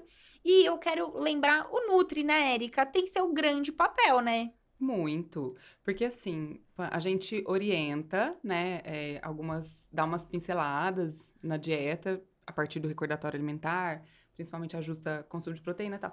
Mas para fazer os cálculos e para estar ali junto com o paciente, tem que ser um nutricionista, né? Então, por mais que a gente tenha noção, o paciente tenha noção, isso é uma coisa que faz total diferença. E outra coisa, você tem que falar a mesma língua do nutricionista pro qual você Tem que ser encaminha. amigo. Tem que ser amigo. Tem que falar a mesma língua, mesmo país. Porque senão dá conflito e confusão. atrapalha tudo. Mas, sim, esse combo, nutri, endócrino, medicação, esse combo é muito sucesso. Às vezes psicólogo, às vezes psiquiatra. Então, Nossa, total. Né, você acaba precisando... É difícil você agir sozinho Multiprofissional. hoje. Multiprofissional. Isso faz muita diferença. E, Érica, eu queria te perguntar, já aconteceu de eu receber pacientes e indicações, né? Em que momento que, às vezes a gente tem um paciente homem, acho que isso acontece com homens, né? E ele, por ele ser portador de obesidade, ele tem ali uma conversão periférica e ele acaba tendo mais estrógeno, né? A gente até se pode explicar melhor essa parte metabólica. Quando que existe uma indicação formal dele receber alguma medicação que auxilie, por exemplo, na testosterona? Então, assim, esses pacientes, principalmente com obesidade mais grave, eles realmente têm diminuição de testosterona, tanto pela conversão aumentada, né, no tecido adiposo, quanto pelo papel da inflamação hipotálamo e hipófise. E aí diminui as gonadotrofinas, via de regra, ou elas estão normais ou reduzidas, FSH e LH, e diminui o estímulo para a produção de testosterona nos testículos. E a gente já tem estudos mostrando que uma perda mais ou menos de 15% do peso leva a um aumento de 120 nanogramas da testosterona. Olha! Então, se é um paciente que tem essa obesidade mais importante, é válido você explicar isso para ele. Olha, esse é o melhor caminho que você pode seguir. Só que, às vezes, o paciente está muito sintomático. E a gente sabe que a testosterona também ajuda em ganho de massa muscular, disposição, energia para treinar. Mas aumenta a fome também. Também. Irritabilidade, enfim. Mas é lógico que a gente sempre vai deixar em níveis fisiológicos, né? Fisiológicos, tá bom. Mas então, por exemplo, é um paciente que tá com uma testo de 240, vamos supor, e que você sabe que se ele tiver uma perda de peso mais expressiva, ele já vai chegar pelo menos nos 350, que é o normal. Mas às vezes o processo demora mais e tal, e aí a gente acaba utilizando, via de regra, o clomifeno, né? Que é uma medicação que estimula lá o FSH-LH, e isso realmente não melhora. Não é direto, né, Erika? Não é direto. Não é uma reposição de testosterona. E clomifeno é a única medicação, assim, que é com o que esse eu já vi intuito, também, na verdade, né? E principalmente para pacientes que não têm prole constituída, né? Porque testosterona é importante para a função sexual, mas também para a produção de espermatozoides. Então, isso pode... E o que eu explico sempre pro paciente também, porque muitos chegam querendo usar a testo, né? Logo de cara. Logo de cara.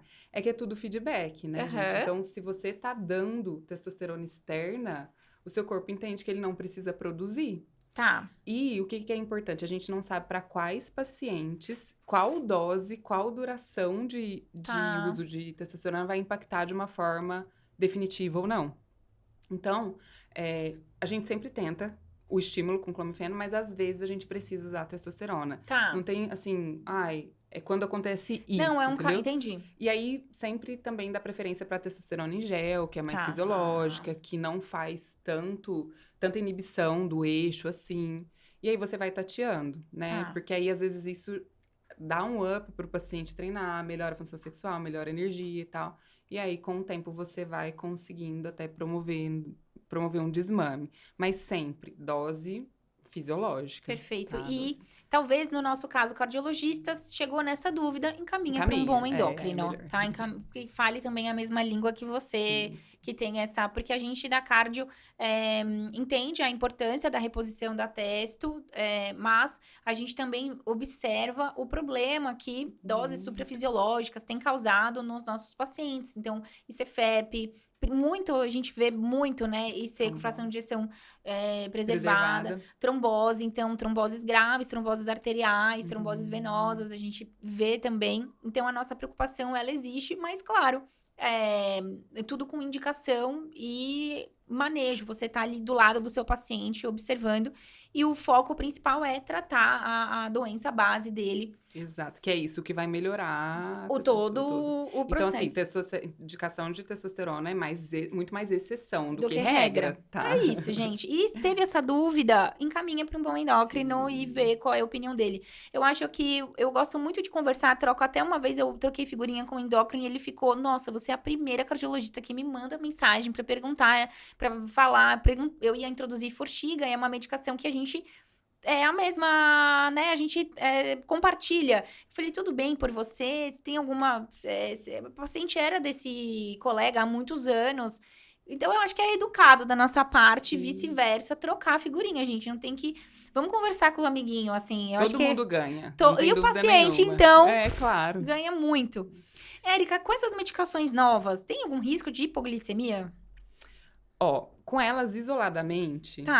muito difícil, porque elas aumentam a insulina glicose dependente, né? Então, mas quando é um paciente que já está em uso de algum antidiabético oral, por exemplo, principalmente pacientes que estão em uso de insulina, aí tem que tomar cuidado, né? Porque geralmente a gente precisa, se o paciente já está com um bom controle, por exemplo, é um paciente com diabetes que já está com um bom controle, quando você introduz essa medicação, você reduz a dose de algum outro antidiabético oral, geralmente. Excelente. E vamos conversar agora um caminho comum de um paciente que está dando tudo certo. Você começou com a Wegovy, progrediu dose. Você utiliza uma base de percepção dele para ele contar para você o quanto ele gostaria de eliminar de peso. E você, então, agora você está avaliando se ele atingiu essa porcentagem que ele gostaria de perder e a manutenção. Como é que a gente faz isso na prática? Hoje, a gente foca muito mais em mudança de composição corporal do que num peso isolado. Legal. Mas uma pergunta que eu sempre faço pro paciente é assim... com qual peso você se sente bem? Porque às vezes ele já chega e fala, quando eu pesava lá meus 65 eu tava ótimo e tal. Então, isso é um landmark, um ponto que você destaca ali no seu prontuário. Isso, mas mesmo fazendo essa pergunta, eu falo, olha, esse não é o nosso objetivo principal. Tudo bem que é um ponto importante aqui, Tá. mas uma coisa é você chegar nesses 65 tendo perdido um monte de massa magra. Outra coisa é você chegar, por exemplo, num 70, mas manter uma boa massa muscular, né? Até E ter perdido ganhar massa bastante muscular e ter perdido gordura. bastante gordura. Legal. Então, a gente foca hoje muito mais nisso, né? Em composição corporal do que num número isoladamente da balança. Mas, assim, isso é muito de acompanhamento, sabe, Pan? Então, às vezes o paciente chegou num peso que tá bom, ele fala, e aí, vamos tirar a medicação? Eu falo, não, calma. É isso que eu quero saber. Como é que você faz? Chegou nesse momento, o paciente está se sentindo bem, você mudou tipo de composição corporal. E agora, como é que faz? Ó, a gente pode iniciar um desmame gradual da dose, mas, de novo, aí tem que ser um acompanhamento ainda mais de perto, tá? Tá. Pra te falar a verdade, Por eu tenho quê? pouquíssimos pacientes Tá. que ficaram sem medicação, 100%. Tá. É um perfil muito específico de paciente, tá? Aqueles pacientes que são extremamente rigorosos, que você fala assim, ó, tem que fazer, eles vão fazer, entendeu? E que eram, que imagino que também não eram tão graves. não eram tão graves, que tem um ganho de peso mais recente, Tá. né? Tem aquele setup hipotálamo que não era tão Entendi. Consolidado, né? consolidado. Tá. Então, por que tem que ser muito de perto? Porque a tendência é que o apetite aumente Tá.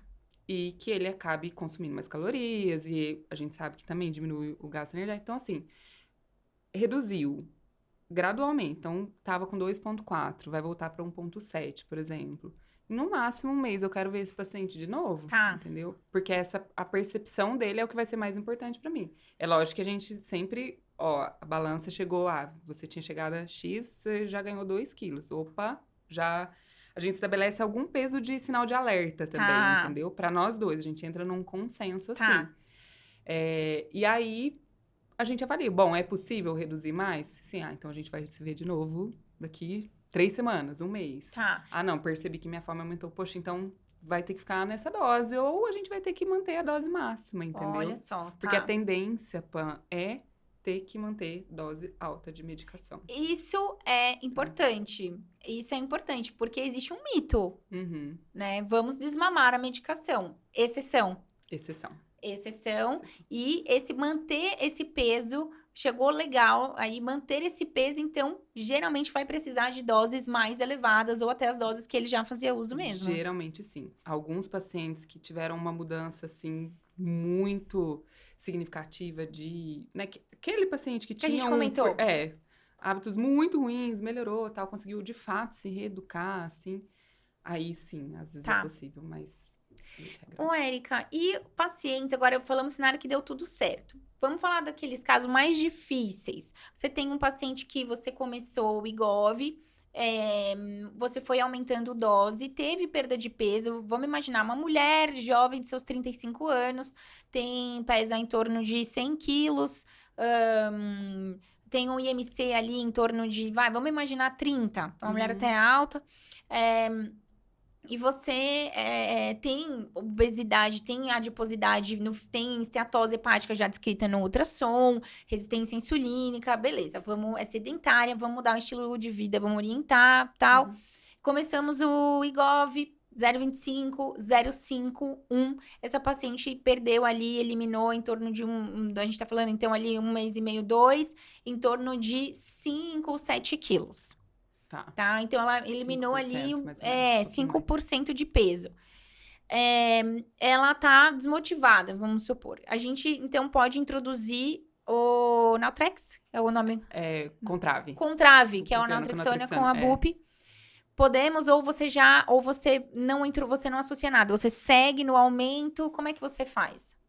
Depende. Tá. Depende muito de qual tá sendo o problema para aquela paciente. Perfeito. Por exemplo, é a paciente que tá com muita vontade ainda de doce, ou tem um padrão emocional muito associado, talvez seja melhor já associar a medicação. Tá. Ou não, ela sentiu que controlou o apetite de uma forma geral, mas não tanto. Ela ainda tá conseguindo comer uma quantidade maior. Aí é melhor aumentar a dose do análogo primeiro, entendeu? Entendi. Então, vai aumentando. Depende. Tem pacientes que não respondem ou respondem muito pouco? Tem. É raro, bem raro. E geralmente tem coisas extra. Por isso que sempre precisa ser avaliado. E principalmente, Pan, quem não responde é quem usa por conta própria. Eu vejo muito isso. Fala, eu usei e não adiantou nada. Ah, tá. Aí você vai rever, nossa, por quê? Começou já com dose alta, teve um monte de efeito colateral, usou um mês, não deu, mantém, sim. entendeu?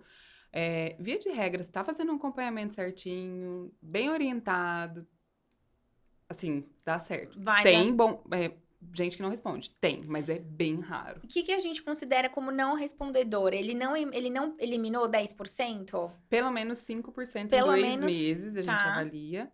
E aí, é isso, 5%, aí voltou, você ajusta, não perdeu de novo para a próxima consulta. Aí ele é 5%.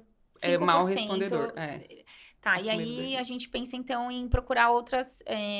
Esse cara que não respondeu com o SEMA, pode ser que ele responda com a tirzepatida? Pode ser.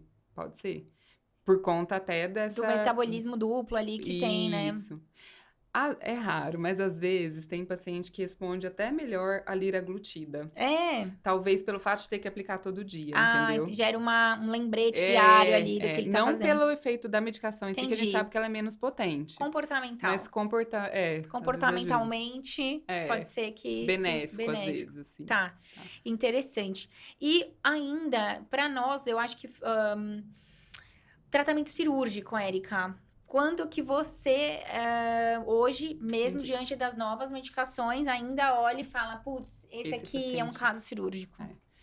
Então, algumas coisas que a gente tem que considerar. Sim, diminuiu drasticamente o número de indicação para cirurgia bariátrica. Pelo menos para os meus pacientes depois, com essas medicações. Mas, o que a gente tem que levar em consideração, né? Qual é o grau de obesidade? Então, obesidade grave, tem alguma outra comorbidade? Principalmente diabetes, que diabetes melhora muito com cirurgia bariátrica. A gente fala taxa de remissão acima de 80%. Nossa. E principalmente aqueles pacientes que têm uma duração menor, né, de diabetes. Desejo do paciente, sempre tem que ser levado em consideração. Qual que é o tempo de duração da obesidade? Então, às vezes, paciente que mais recentemente ganhou peso e tal, então acho que não.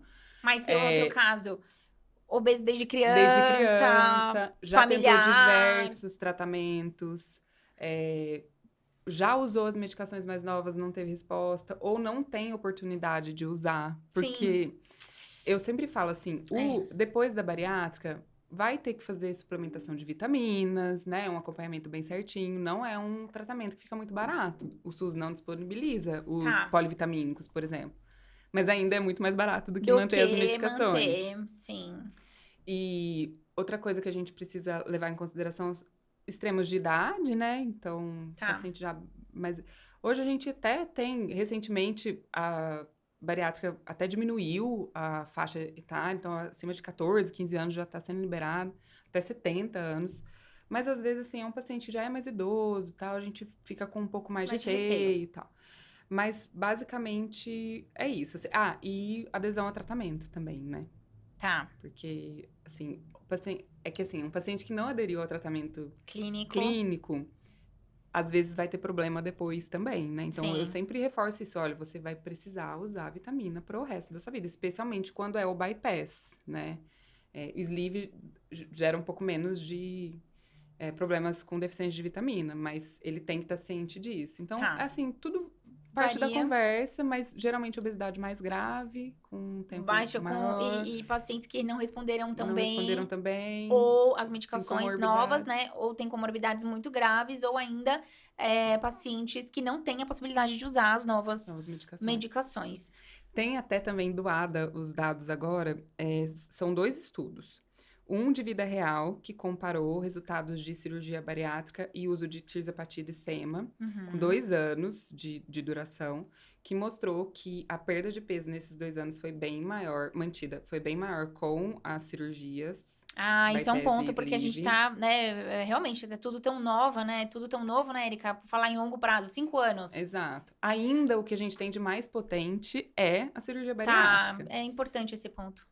Esse estudo de vida real mostrou uma perda mantida nesses 2 anos de 8% só com tirzepatida e 5% com SEMA. Pouco. Aí a gente questiona a adesão também, né? Lógico. Mas é de vida real, é isso. É difícil manter um paciente usando essas medicações por tanto tempo.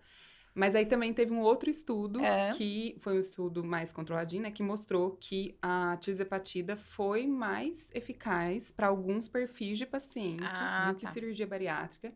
E com benefício em MACE e doença renal também. Tá. Então, né, tudo Tem muita assim coisa pra ver tem que ainda. pesar, Tá. Tem muita coisa. Mas é interessante até porque, por exemplo, falando de obesidade, olha só, né? Na residência nunca tivemos nada relacionado à obesidade.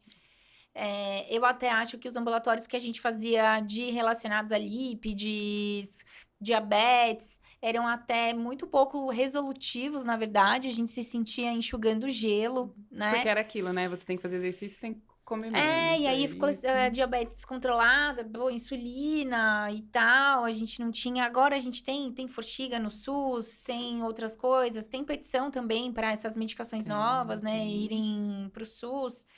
Ano que vem quebra a patente, né? Exato. Cai a patente da SEMA, Então, fica mais acessível. eu acho que a gente, cardiologista, tem que cada vez mais estudar obesidade, comportamento, entrevista motivacional. A gente tem que sair da caixa, sabe? E essas medicações novas, elas trazem muito efeito protetor cardíaco.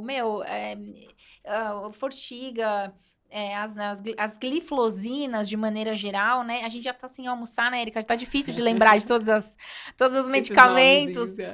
Mas a gente tem mesmo esses trabalhos que mostraram o efeito protetor cardíaco, né? Com a SEMA. Então, a gente... Select, 20% Exato. de redução de MACE. Muito significativo.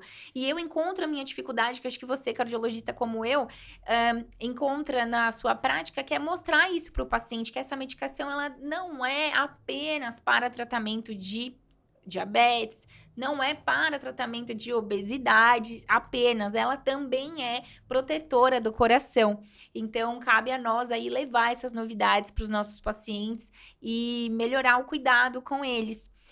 Você gostaria de abordar mais algum ponto? Eu tô olhando aqui nossos tópicos. Eu acho que a gente percorreu acho que falamos bastante, né, muito deles. Érica, faz suas considerações finais, pensando nos meus amigos aí, cardiologistas. O que você ressalta de pontos chaves no tratamento da obesidade hoje em dia? Primeira coisa, tem que ter tempo de qualidade com o paciente. Então, você vê que de tudo que você me perguntou, eu falo... Muitas coisas eu falei, depende da sua conversa com o paciente. Então, você tem que ter tempo, você tem que abordar, você tem que conversar com o paciente, você tem que perguntar. Porque às vezes tem coisas que você acha que não são relevantes, mas são muito importantes, né? Às vezes é algo da história do paciente que você consegue, nossa, linkar. Então, é isso que aconteceu. Então, primeira coisa, conversa com o paciente. Segunda coisa, examina seu paciente. É muito importante. A partir daí, você vai... E outra coisa, ofereça para os pacientes o que tem de melhor. Não parta do princípio de que, olha, eu não vou oferecer porque é muito caro. Não, você tem que dar para o paciente as opções e ele tem que escolher, né? Isso é um preconceito, você não pode julgar, né? Então, assim, ofereça autonomia, exato, né, Erika? Autonomia. Eu sempre falo nos finais das coisas, a decisão é compartilhada. Eu vou te dar os caminhos e a gente vai decidir junto. Então, ofereça para o paciente, porque a gente tem muita coisa boa. E tem mais coisa boa chegando. Ótimo. Então, acho que é isso. Tudo parte da conversa e de você saber o que... E para oferecer, você precisa entender, né? Sim. E se tem dúvida, pergunta, gente. Faz igual a Pan, né? Eu também, várias vezes eu pergunto, gente... Nossa, a gente se conversa muito. Gente, quem tem amigos tem tudo. Tenha bons amigos, mas pergunte, compartilhe suas dúvidas. Ninguém tá aqui. Eu acho que muitas coisas que eu te perguntei aqui são dúvidas minhas, dúvidas que eu tenho da prática, coisas que a gente já conversou. E porque é diferente, né, Pan? Assim, tem coisas aqui que eu falei que você não vê em guideline. Mesma coisa. Se eu estivesse te entrevistando, eu ia te perguntar um monte de coisa que você ia falar, olha, isso não tá escrito, mas na nossa prática, né, de consultório, a gente adapta a realidade, lógico que sempre se amparando por... Tudo. Eu sou até muito conservadora, eu acho. Total. Não, tem que ser mesmo. É importante você também trazer coisas que são da sua prática e não estão escritas em lugar nenhum. Porque, às vezes, até em congresso, você aprende muito mais conversando com um colega, fala, nossa, e como que você faz? E aí, aquilo te dá um insight, você fala, nossa, eu nunca tinha pensado nisso. Então, pergunta, conversa, porque isso só engrandece a gente como profissional, profissionais, e né? o paciente sai ganhando. Com certeza. Meu colega cardiologista que tá ouvindo a gente e outros profissionais, às vezes a gente tem outros colegas, acho que minhas considerações estão mais direcionadas para inserir a questão da parte metabólica na sua consulta. Então, a gente acessa, eu acho que uma das coisas que eu bato na tecla é colocar sono também né? Eu acho que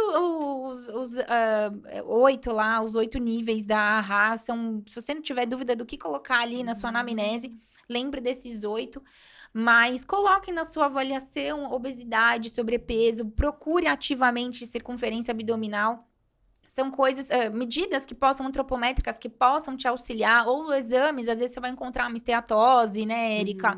Coisas que podem ser úteis ali. Mesmo no eco, a gente encontra, às vezes, Érica, um aumento, a gente encontra sinais clínicos de IC, né, IC-FEP, a gente encontra muito na obesidade, dos pacientes portadores de obesidade.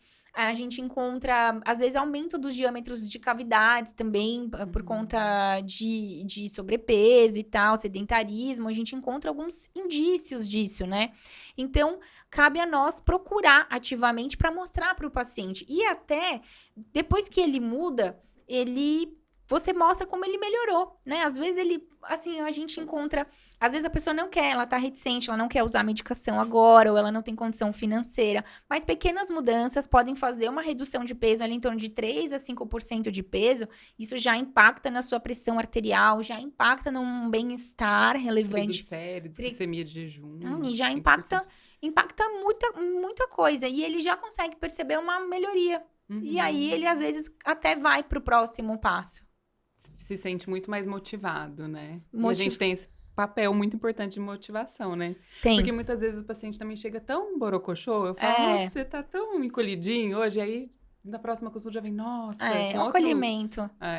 O acolhimento é importante. Então, gente, vamos prestar atenção nisso. Eu encerro esse episódio engrandecedor sobre esse tema tão importante para ambas as áreas e que a gente, como conversou no início do episódio, cada vez mais prevalente em crianças, né? Você falou, adultos duplicou nos Estados Unidos, em crianças quadruplicou, e a gente vê no Brasil. Não é difícil. Você olha na rua, olha assim, se você olhar 1 minuto, por exemplo, pessoas na calçada, e observe, né? Você vai observar que há, sim, um maior número, né, de pessoas com peso aumentado, e a gente precisa entender que a gente tem que levar saúde, e isso envolve tudo isso que a gente conversou aqui nessa 1 hora e pouco de episódio. Érica, eu te agradeço muito pelo seu tempo. Érica veio de Atibaia para gravar presencial com a gente. Mas, Érica, eu te agradeço demais. Muito obrigada pela sua disposição, sua expertise e compartilhar com a gente aqui do Clube da Cardio. Eu que agradeço, Pan. Foi muito legal. Obrigada pela oportunidade. Obrigada, gente. De nada, estamos felizes. Você avalie esse episódio, encaminha no seu grupo da residência, no seu grupo do hospital. É muito importante que essa informação chegue em mais pessoas e avalie esse nosso podcast. Dê 5 estrelinhas pra gente. A gente merece, né, Érica? A gente merece. Um beijo, eu me despeço. Tchau.